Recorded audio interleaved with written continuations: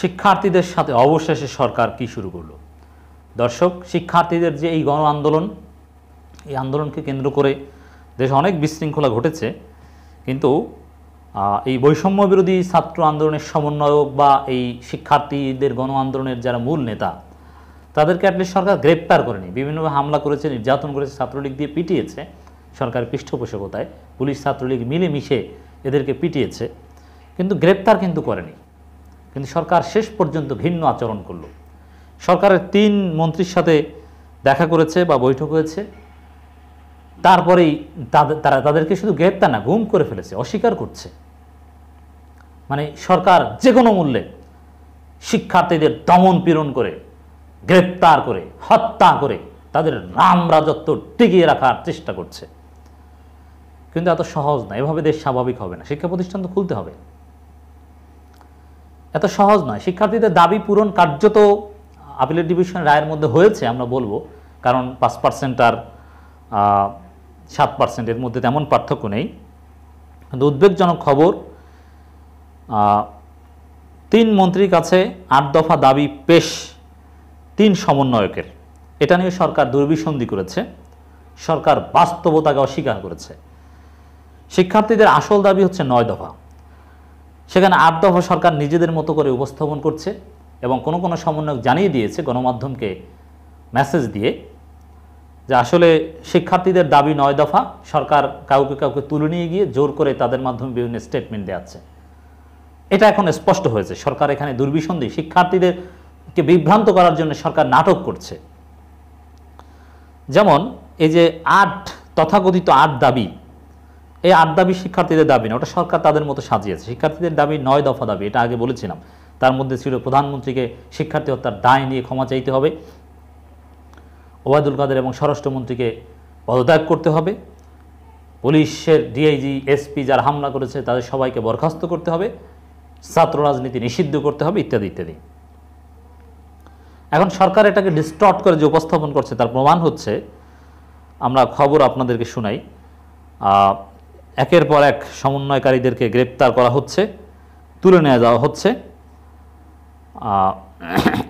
আমরা খবরটা একটু শোনাই। কোটা সংস্কারের দাবিতে আন্দোলনে থাকা শিক্ষার্থীদের প্ল্যাটফর্ম বৈষম্য বিরোধী ছাত্র আন্দোলনের অন্যতম সমন্বয়ক নাহিদ ইসলামকে তুলে নিয়ে যাওয়া হয়েছে বলে অভিযোগ করেছে তার পরিবার।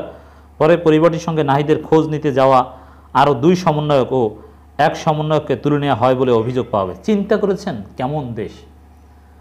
থানায় স্বজন বা বন্ধুকে খুঁজতে যায়, তাকেও গুম করে ফেলে। এই হচ্ছে দেশের এখন পরিস্থিতি।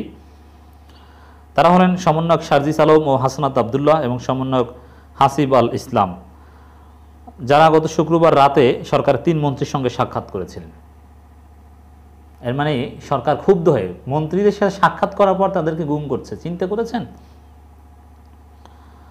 নাহিদ ইসলামের মা মমতাজ নাহার বলেন, নাহিদ রাজধানীর খিলগাঁও নন্দিয়াপাড় তার এক বন্ধুর বাসায় ছিলেন। শুক্রবার দিবাগত রাত 2:30টার দিকে 50-60 জন লোক গিয়ে ডিবি পুলিশ পরিচয় দিয়ে সেই বাসা থেকে নাহিদকে তুলে নিয়ে যান। ছেলের সন্ধানে গত শনিবার দুপুরের দিকে মিন্টো রোডের পুলিশের গোয়েন্দা বিভাগের ডিবি কার্যালয়ে প্রধান ফটকে যান নাহিদ ইসলামের মা মমতাজ নাহার ও বাবা বদরুল ইসলাম। ডিবি কার্যালয়ের সামনে গতকাল বিকেল 4:30টার দিকে নাহিদের বাবা বদরুল ইসলাম বলেন, ডিবি আমার ছেলেকে ধরে নিয়ে এসেছে কিন্তু স্বীকার করছে না, আমি ছেলেকে ফেরত চাই। এটা গুম। এই কাজ ডিবি অনেকবার করেছে, অসংখ্যবার করেছে। তবে ঢাকা মহানগর পুলিশের অতিরিক্ত কমিশনার ডিবি মোহাম্মদ হারুনুর রশিদ বলেন, কোটা সংস্কার আন্দোলনে নাহিদ ইসলাম নামে কাউকে গ্রেপ্তার করেনি ডিবি, মানে অন্য কেউ করেছে। এখন ওই ডিবি মানে পুলিশের তো বিভিন্ন শাখা আছে, অন্য কারো মাধ্যমে গ্রেপ্তার করিয়ে তারা অস্বীকার করেছে। দেখবেন যে 2 দিন পর ঠিকই বের হচ্ছে, অথবা গুম।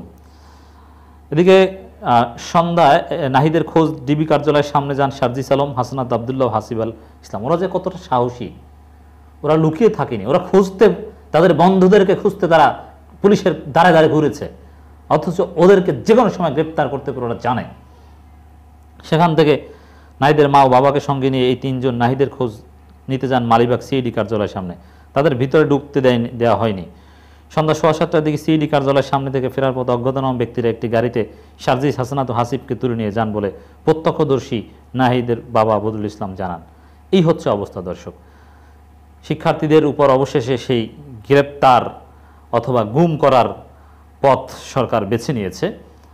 দর্শক, এর সাথে এই যে তথাকথিত ৮ দফা, এটা সরকার নিজেদের মতো এটা বানিয়েছে। এটা একটু আপনাদেরকে শোনাতে চাই। কোটা সংস্কার আন্দোলনের অন্যতম ৩ সমন্বয়ক ৩ মন্ত্রীর কাছে ৮ দফা দাবি জানিয়েছেন। গত শুক্রবার রাতে ঢাকায় রাষ্ট্রীয় অতিথি ভবন পদ্মায় আইনমন্ত্রী আনিসুল হক, শিক্ষামন্ত্রী মহিবুল হাসান চৌধুরী এবং তথ্য সম্প্রচার প্রতিমন্ত্রী মোহাম্মদ আলী আরাফাতের কাছে তারা তাদের দাবি পেশ করেন। মন্ত্রীদের সঙ্গে সাক্ষাৎ শেষে বৈষম্যবিরোধী ছাত্র আন্দোলনের ৩ জন হলেন শারজিস আলম, হাসনাত আবদুল্লাহ এবং সাকিব আল ইসলাম। তাদের সবাইকে এরপরে পুলিশ গ্রেপ্তার করেছে বা তুলে নিয়ে গেছে বা গুম করেছে বলতে হবে, যেহেতু আমি যখন কথা বলছি তখন কিন্তু স্বীকার করেনি। তথ্য সম্প্রচার প্রতিমন্ত্রী মোহাম্মদ আলী আরাফাত বলেন, আন্দোলনকারী শিক্ষার্থীদের ৩ সমন্বয়ক শুক্রবার রাতে আমাদের সঙ্গে দেখা করে তাদের ৮ দফা দাবি জানিয়েছেন। আমরা এগুলো নিয়ে আলোচনা করব। আর শিক্ষার্থীদের পক্ষে বিভিন্ন পত্রিকায় ৯ দফা যে খবর ছাপা আছে তা কোনো মহল ছাড়ানো গুজব না, ওটা গুজব, ওইটি আসল। আর এই যে ৮ দফার যে কথা বলছে ওটা সরকার নিজেদের মতো সাজিয়েছে বিভ্রান্ত করার জন্য। কারণ অন্য সমন্বয়ক তারা মেসেজ দিয়ে গণমাধ্যমকে জানিয়ে দিয়েছে সরকার এখানে গুজব ছড়াচ্ছে, সঠিক কথা হচ্ছে তাদের দাবি ৯ দফা। এটা আন্দোলনে এখানে সমন্বয়ক বা কাউকে গ্রেপ্তার করলে লাভ নেই, এটা এখন সাধারণ শিক্ষার্থীদের আন্দোলন। এই আন্দোলন থামানো যাবে না। তারা কি ইন্টারনেট খুললে বুঝবেন যে তাদের মতামত কি। আন্দোলনকারী শিক্ষার্থীদের দাবিগুলো হচ্ছে নিহতদের ঘটনা তদন্ত করে দায়ী ব্যক্তিদের বিরুদ্ধে হত্যা মামলা করে গ্রেপ্তার ও বিচার ও শহীদদের পরিবার আর্থিক ও সহযোগিতা, মাসিক ভাতা ও তাদের পিতামাতার মতামতের ভিত্তিতে একজন সদস্য চাকরির নিশ্চয়তা দিতে হবে। মানে সরকার নিজেদের মতো করে দাবি সাজিয়েছে, এটা কোনো শিক্ষার্থীদের দাবি নয়। সব পাবলিক বিশ্ববিদ্যালয়ের আবাসিক হলগুলোতে প্রশাসনিক সিট বরাদ্দ, সন্ত্রাসী কার্যক্রম বন্ধ করা এবং ছাত্রদের সংসদ চালু করা, কোটা সংস্কার আন্দোলনকারীদের বিরুদ্ধে সব মামলা প্রত্যাহার, কোটা সংস্কার আন্দোলনের সঙ্গে জড়িত সব শিক্ষার্থী সব ধরনের রাজনৈতিক, আইনি ও বিশ্ববিদ্যালয় প্রশাসন কর্তৃক হয়রানি, একাডেমিক হয়রানি না করার নিশ্চয়তা দিতে হবে। এত ভদ্র যে ছাত্রলীগের বিরুদ্ধে একটা লাইন বলবে না ওরা। মানে সরকার কিভাবে নিজেদের মতো করে সাজিয়েছে বুঝতে পেরেছেন। যাই হোক, ওগুলোতে বিভ্রান্ত হবে না দর্শক। শিক্ষার্থীদের দাবি হচ্ছে ৯ দফা দাবি।